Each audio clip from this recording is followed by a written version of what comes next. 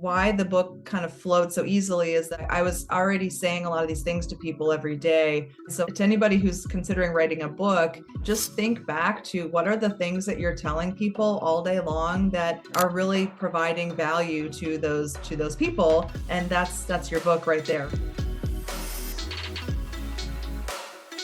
Some experts chase attention, but the smart ones build authority. You're listening to the Authority on Demand podcast, where credibility becomes your competitive advantage. Every week, we're pulling back the curtain on how founders and leaders turn expertise into inbound demand through books that position, media that converse, and strategies that actually move the needle. I'm Danielle Hutchinson, your host and Chief Creative Officer at Authority on Demand. Now, let's turn your authority into leverage. Okay, everybody. So what happens when a single practitioner takes on an entire medical system that's failing millions? When Dr. Ayla Wolf found herself dismissed, gaslit, and left hopeless after concussion, she could have become another statistic, but she became a revolutionary, armed with 20 years of clinical experience and her own journey from difficulty to recovery. She's rewriting the rules of concussion care. And today we're going to be exploring how this refusal to accept there's nothing more we can do can become a beautiful book, a roadmap that's changing lives across the globe. So today we're going to be chatting all about her newest book, The Concussion Breakthrough, Discover the Missing Pieces to Recovery. She also is also called the Concussion Bible, from what I understand. So that's really exciting to hear, and we're going to be learning all about it. So without further ado, welcome to our show. Thank you so much. Wow, that makes me sound so inspiring. Well, you are. I think anyone who picks up the book and learns a little bit about what you've been through and what you have to offer to the world, I think you are inspiring. It's very, it's a good thing to have out in the world, a source of hope, I would say. Hey, real quick before we jump back in, if you're loving what we're doing here, hit that subscribe button and drop us a like. We're bringing you the best authors, the most real conversations, and all the writing wisdom that you didn't know you needed. So stick around because it only gets better from here. All right, now let's get back to the conversation. So yeah, but before we dive into the book and all the specifics, let's learn a little bit more about you. Tell us a little bit more about that journey from concussion to, breakthrough to deciding I need to write it down on the page. Yeah. Well, when I first started my private practice, I'm a licensed acupuncturist. I practiced Chinese medicine. I actually, the first 7 to 8 years I was in practice, I specialized in fertility, and I spent a lot of time studying reproductive medicine, functional endocrinology, blending kind of integrative medicine with Chinese medicine, helping women to get pregnant or helping couples that were trying to get pregnant. And along the way, I've always been involved in a lot of high impact sports. So things like I've done martial arts for a very long time, lots of snowboarding, wakeboarding, mountain biking. And so I racked up a lot of my own concussions in the process of just doing a lot of the sports that I love to do. I guess maybe I'm not very good at them. I keep crashing. And I got to the point where it was really hard for me to continue to run my practice. I had 2 clinics. I had a lot of acupuncturists working for me. I had a big staff. We were doing a lot of medical billing, which is very stressful. And so I didn't recognize at the time that I was struggling with post-concussion syndrome, because a lot of my symptoms were things that you could pass off to just stress. And so my difficulty with focus and attention, my difficulty with regulating my mood, my sleep being poor, a lot of these things I could kind of maybe just pass off to high stress levels. But then I also developed a lot of pretty intense food sensitivities as well. And I didn't recognize that the gut-brain axis can really be impacted by concussions too. And so I'm just like trying to, do my best to keep my ship humming along that I had built. And I was really struggling. I was very anxious. I was very depressed, didn't really know what was going on. And then all of a sudden I picked up the book, The League of Denial. And that was the book that the movie was based off of, the movie Concussion with Will Smith. I don't know if you saw that. Sounds familiar. I don't think I've seen it all the way through, though. Yeah, it came out a while ago now, but the movie with Will Smith that was about chronic traumatic encephalopathy and kind of the NFL initially wanting to say, oh, no, football doesn't cause brain injuries. The movie was based off of this book, The League of Denial. And so I don't even know how that book came across my plate, but I started to read it. And I had this crazy epiphany where I started to think back to all of my concussions and I recognized, oh my gosh, like I have post-concussion syndrome. Like I've had these concussions, two of them that were 10 days apart, and then one that was a year after that, all kind of within around this same time frame that I was struggling. And so that led me on such a crazy path to studying the brain, studying brain injuries, studying concussions. And so I sold everything. I sold my house, I sold my clinic, I sold the building my clinic was in, and I sold my car, packed up everything, and moved to Texas. And so I started studying brain injuries. I had gone back to school, I got my doctorate degree, and then I discovered the Carrick Institute, which trains people that are clinicians in functional neurology and applied clinical neuroscience. And so basically, for the last 10 years, I've been studying, because there's, I mean, endless amounts to learn when it comes to the brain. There's so much that we don't know. But the last 10 years of my life have been completely dedicated to studying brain injuries and concussions and functional rehab and integrating functional neurology with Chinese medicine and acupuncture to help other people with brain injuries. So that's kind of my background of like how I ended up in this field, was my attempt to heal my own brain.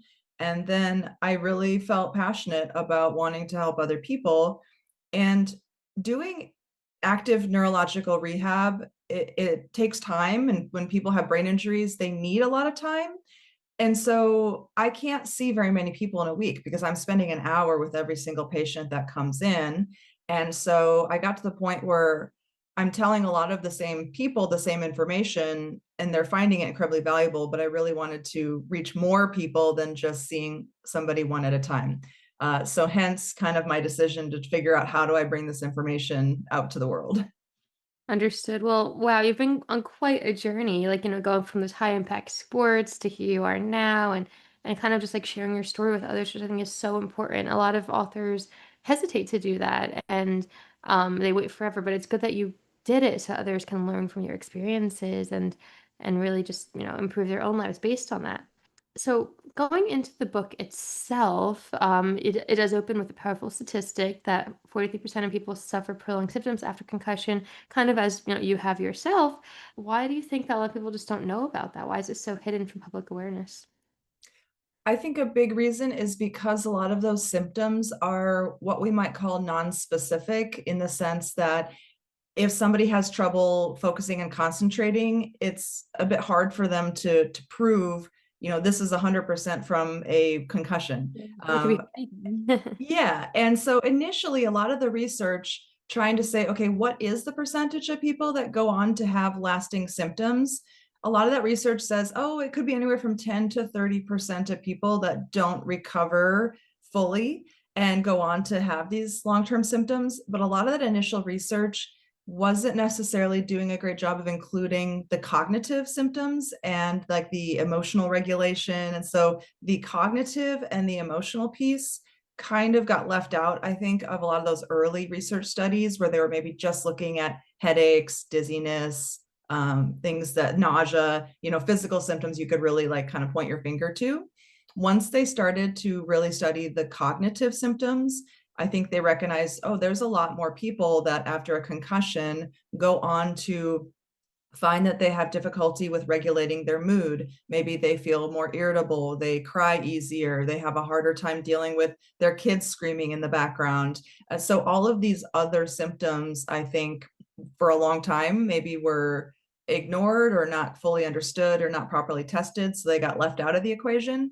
Once you start looking at those symptoms, you start to recognize a lot more people walk away from a concussion with some more ongoing, lingering difficulties with what we would call executive functioning. So their ability to just organize their life and plan and strategize and multitask and deal with, all the things that life throws at us.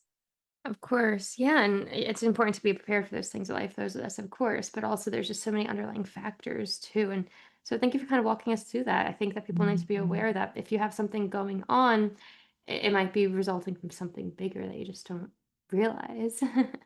Yeah. um, And I think a lot of times when people maybe get a concussion and they go to the neurologist, if they're in a place where maybe, yes, they have some headaches and they've got, some difficulty with their vision, it's easy for that neurologist to kind of make a referral and say, oh, like, let's go try physical therapy, or let's go make sure you go see your eye doctor. But I think a lot of times when people are still saying, well, like, yes, I'm still working full time, then it's easy to kind of be like, oh, well, they're still working full time, so their cognitive symptoms can't be that bad. But when you're used to functioning at a high level and you feel like you got knocked down a peg or two, that's very frustrating for people who maybe are used to being very productive, very organized, and now all of a sudden that thing that used to be easy or come naturally to them, they struggle with. Of course, of course. And I think that's what you kind of, outline in the stories that are in your book. I mean, in chapter one, you tell the story of Sasha, who, she was told she'd be fine in 3 days, but it wasn't 3 years later, she was still struggling. So first off, I think it's really cool that you embed these stories within the book. Are these stories that you made up yourself? Are they based on your own experiences or patients' These experience? are these are real patients that I've worked Mhm. with. And for example, I had another patient who got a concussion, and when she went to the doctor just immediately started talking about, oh yeah, one of the Miami Dolphin players just got a concussion. And then he looked at my patient and just said, you'll be fine in a day and a half, just stay off your phone. And Mhm. it's like, that's not like, why would we give somebody such a specific, like, you'll be fine in a day and a half? Like, that's not how brain injuries work. And so Yeah. the level of confidence that some of these doctors are just looking at women and being like, you're fine, you'll be fine in a day and a half, just go away. Like, the type of gaslighting that I see, it makes me so mad because I hear these stories a lot, because a lot of women end up finding me after going to many, many other practitioners and being really disappointed in the lack of really thorough kind of diagnosis and care that they haven't yet received. Understood, right. And well, I like the way that you have those stories then too, because it's a good way to exemplify everything, but it also adds engagement to the reader, makes them feel like they're in the moment with that character, with that story, and helps them better relate to what's going on. So, yeah, very, very cool that you use that writing strategy for your book. Was it something you had to plan out kind of in advance as you were outlining the book, or did they just kind of come naturally? I'm sure it was some intentional, of course. But what was that process like for you to kind of weave the actual data and facts with your stories? Mhm. Honestly, I wish that I could have done a little more of it, but as the factual information just grew bigger and bigger, I had a bunch of my own personal stories that I had written, and I ended up deleting almost all of them out of the book because the book had gotten so big. And so in combination with like really wanting to give people some examples of real patients, which I did try to include in there, I would have liked to have given more maybe, but I was really trying to also, I didn't realize as I was writing the book that it was going to be as big as it was. And so I ended up having to take a lot out for the sake of just not making it way too huge. Understood, understood. Well, hey, it's still really important that you did use all of that. So, transitioning a little bit into some of your theories, you write about awareness plus question mark equals recovery. Tell us about that missing piece and what bridges awareness to actual healing. Yeah, so I thought it was funny that you pulled out that one subheading, because one of my favorite South Park episodes is Oh, about, geez. it's called The Underpants Gnomes. Okay. And in the South Park episode, there are these gnomes and they steal people's underpants. And so they have this big meeting and they have an equation written on the whiteboard, and it says steal underpants plus question mark equals profit. And Hmm. so like their entire business plan is, let's steal underpants and we're going to make money from this, but we don't know how. Right, right. And so I was kind of like jokingly emulating that hilarious equation here, because what I saw and what I've seen happen is that there has been a huge increase in the awareness of concussions, especially with sports. And so I think that a lot of people now are looking at, how do we do neck strengthening programs with our athletes? Because we know that can help prevent concussions. And how do we change our equipment? How do we change the rules of the sport? How do we be more careful in trying to prevent concussions? But then once people get a concussion, there's, a standard of care for what happens immediately when they go to the ER and say, I just had a concussion. Doctors know, okay, we have to decide if we want to do a CT scan, rule out a fracture, rule out any kind of brain bleeding. But then afterwards, everything kind of falls apart. When people are told your brain scans are normal, they're often told, go follow up with your primary care doctor after the ER. Well, the research says that a huge number of people never do follow up with their doctor after they get a concussion. And then the people who do, a lot of times they're kind of funneled directly into pharmaceuticals in terms of, let's say, the most common complaint people have is headaches.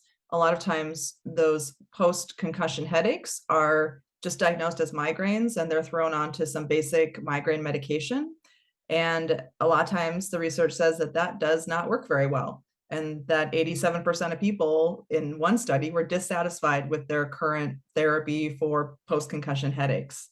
And so what we're recognizing is that we have this increased awareness, but when we have those individuals that don't just heal on their own within the first month of the concussion and they go on to have lingering symptoms, that's where everything falls apart, and we don't have really comprehensive strategies that are implemented in our mainstream medicine to deal with that. And so people have to cobble together their own treatment plan. And if people don't know how to do that or don't know who to go to, they often end up in the wrong place, or they just try one thing, it doesn't work. And then they kind of like, well, I guess I tried this thing and it didn't help. So now I'm just going to quit and I don't know what else is out there.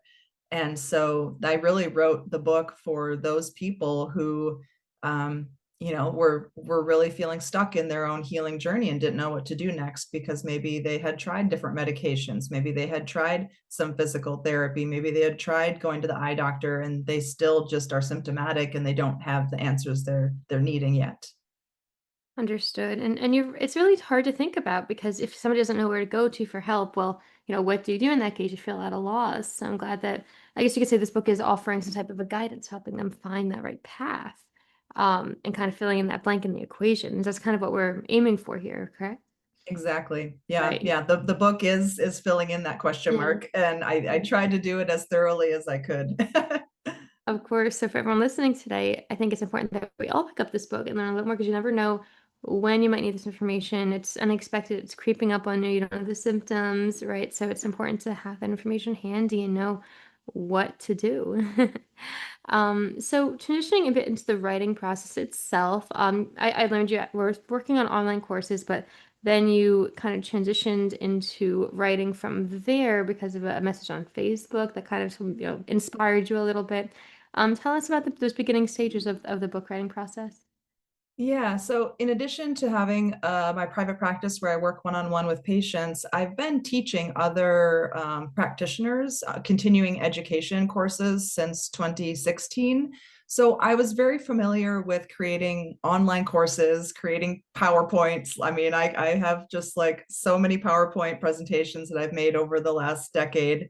And so I thought that, okay, if I want to bring this information on post-concussion syndrome to the masses, what is the best way to do that? And I was like, well, why don't I create some online courses where I just dive into some of these topics? And so that was my original game plan, was let's create online courses for the public, not just for healthcare providers. And so I took an entire week off of work in March. So when everybody else is going to Cabo, I took a week off of work and I sat in front of my computer screen, and I was supposed to plan out, a lot of these courses and get them started and get these PowerPoints going so that I could then eventually record the courses. And I sat there and I just stared at that screen, and everything I did just felt clunky. It wasn't flowing. I was getting frustrated, and it just wasn't flowing. That's the easiest way to put it. So that week went by, nothing came of it. I ended up going back to work, seeing patients. I had nothing to show for my week that I took off. Super disappointed in Mm. that. And I had created an ebook that was about 6,000 words, so maybe like 30 pages. And it was an ebook that basically was the outline of the Concussion Breakthrough, the book that I wrote. So that ebook was a really brief kind of introduction to how I was organizing people's symptoms. And It was meant for, again, practitioners that wanted to take my online courses. And I was then taking that book and I was like, well, why don't I just tweak it a little bit and then I put it out there to the masses. So it doesn't have to be, you don't have to be an acupuncturist or a healthcare provider to get it. Why don't I just like write it a little bit different and then I'll just blast it out there. So I rewrote the book for the public, and I had already created a Facebook banner to say like, here's my free ebook. And there was this little voice in the back of my head that said, this the way that you've organized this information is really important. And I think you have developed a system here. Are you sure you want to just put that out there for free? Because the reality is, for me personally, I've downloaded a lot of people's free ebooks and then I never even open them and I don't read them because it's free. You have nothing invested in it, right? And so I recognized if I put this information out there for free, people aren't going to value it. They might download it and never read it. And so right as I was like having my finger hovering over the publish button to like blast this free ebook out, I got a Facebook message, and it was from somebody I hadn't heard of before. And they just said, hey, have you ever thought about writing a book? And normally when somebody I don't know sends me a random Facebook message, I ignore it. Yeah. And something in me just said, well, let me just see who this person is. And so I clicked on his profile, and it was Dr. Stephen Raposo, who is a chiropractor. He had studied functional neurology. He and I had lots of mutual colleagues in the space. And so I was like, oh, this is not a stranger. This is somebody who is kind of in my larger network of healthcare providers. And he had started his own publishing company that helped authors write books on kind of health and wellness and natural healing, and help them to self-publish it through Amazon, which is now called Kindle Direct Publishing. And so we ended up talking on the phone for an hour and a half. And by the end of that phone call, it felt right to me to just pivot and to write my book first, and then from there decide what comes next after that. So that pivotal Facebook message came at like such the 11th hour. And when I followed through, that's what felt right. And then as soon as I made that decision to set aside the online courses and just focus on writing a book, all of a sudden the words just started pouring out of me, because this was information that I tell my patients every day, all day long. And so it just was very much on the tip of my tongue to be able to kind of get it out there and get it on paper. And so once I made that decision to write the book, then all of a sudden it was like game on, and I was hyper focused for the rest of the year. And I knocked out the majority of this book in 7 months. Wow. Well, hey, there you go. So you went from that one challenging week to 7 months, and here we go. You got it out there. So Yeah. I totally understand where you're coming from there. A lot of people are challenged in the beginning. They don't know where to begin. They need a little bit of a nudge and inspiration. And for you, it came from that doctor. I guess it's a good lesson to learn that sometimes people who reach out on Facebook can be a little bit sketchy. Maybe they could, not be trustworthy. But in this case, if you look into it and you go into it with an open mind, hey, this guy is somebody that's in my field and we have connections, and he actually really wants to help, and this is amazing, so I'm going taking this with a grain of salt. I guess there's a lesson we could be learned from that. And here we are now, you got the book out. Yeah. It took, 7 months to kind of write the bulk of it, and then another 6 months to go through like round after round after round of edits. And sadly, when I was like wanting to cut things out to make it shorter, I ended up just adding more. So it was it was a crazy process, because there was 310 references in this book. So I actually, in the process of writing it, really did a lot of, fact checking, and having read a lot of research that maybe was published in 2017, 2018, 2019, I actually really went and poured through the research to say, okay, has there been new research published in the last 2 or 3 or 4 years? And so 77% of the research that I reference in my book was published within the last 5 years, which is also, I think, really important, because we're always learning new things about the brain. We're learning new things about concussions. And I wanted to make sure that people knew that the information I was giving them was not outdated, and that it was current, and that I'm not always this is not just me making things up. This is me actually studying and reading the research and applying it and then putting it all together. Awesome. Yeah, no, that's it's incredible that you're able to do that though. And again, here it is now, and people can learn from it and be inspired by it. But I feel like, now that you've got this writing bug and you got the book out there, something tells me there might be more brewing in your mind. Maybe like another book or another project. It can't just stop with one. What do you think? Have you considered that? Yeah, there's a number of things happening. One was that once I recognized that the book was 600 pages, and I did intentionally print it in a bigger font because I do know that people with brain injuries can have difficulty processing information, getting lost as they read if they have some visual issues with how their eyes are working together. So I printed the book in a slightly larger font than normal. Many of my patients have already thanked me for that. So I'm like, okay, that was the right move.